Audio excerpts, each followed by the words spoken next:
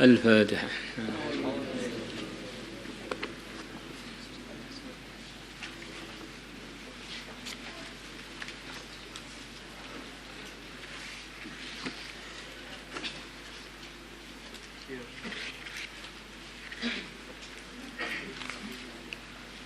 الفاتحة.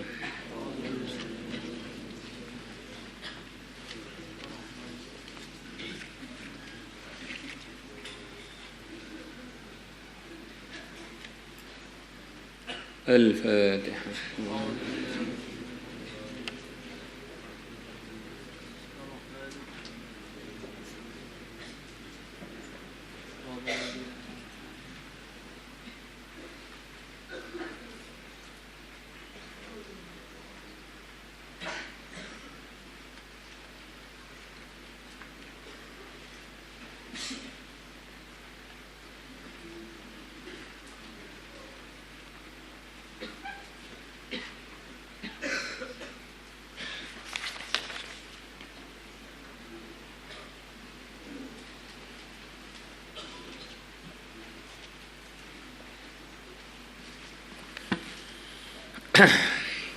بسم الله الرحمن الرحيم.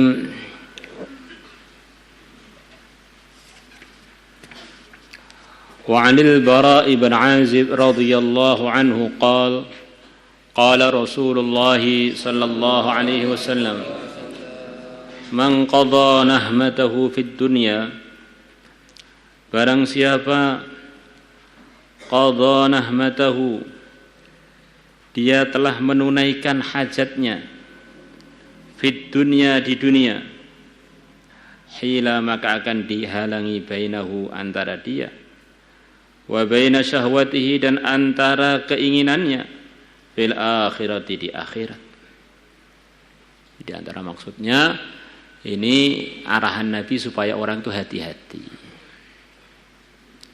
Orang itu kalau semua hajatnya tertunaikan di dunia, nanti bisa-bisa di akhirat dia ini terharang dari keinginan-keinginannya. Bukan diartikan secara zahirnya saja. Karena ada orang-orang yang dimudahkan oleh Allah macam-macam hajatnya di dunia, di akhirat juga dimudahkan. Nabi Sulaiman dan banyak lagi para anbiya dan para sholihin.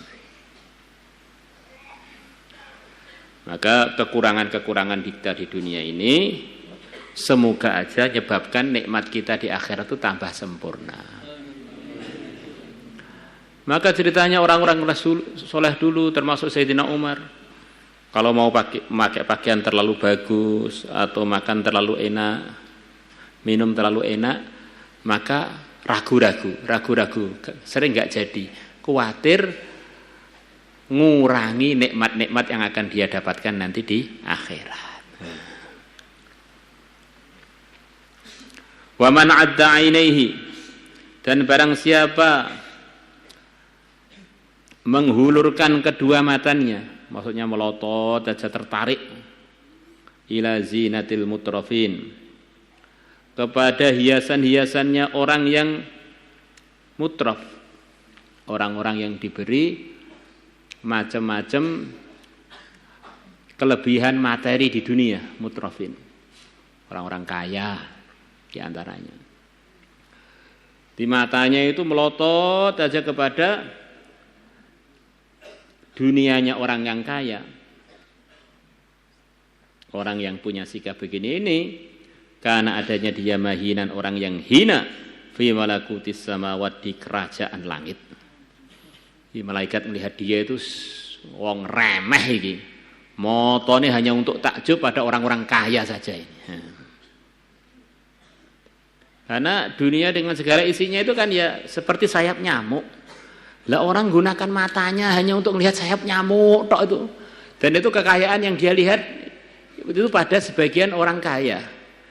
Itu juga cuilan keberapa dari sayap nyamuk itu, Masya Allah. Dunianya dengan segala isinya seperti sayap nyamuk.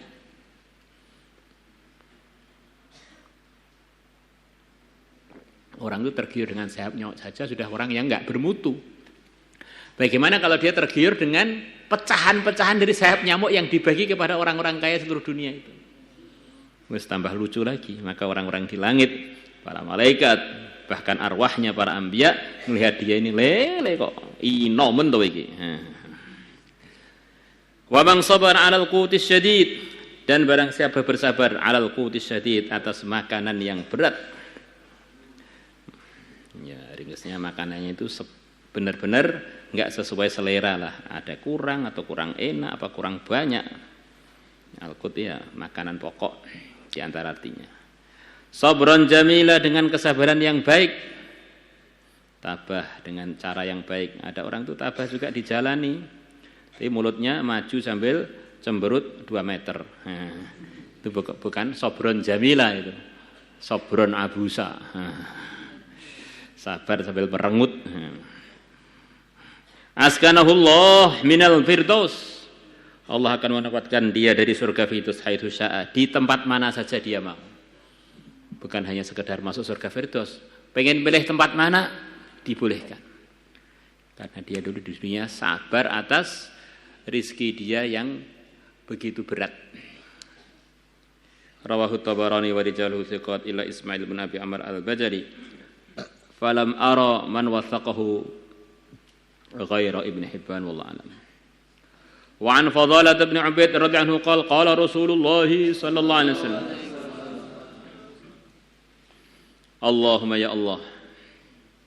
Doanya Nabi.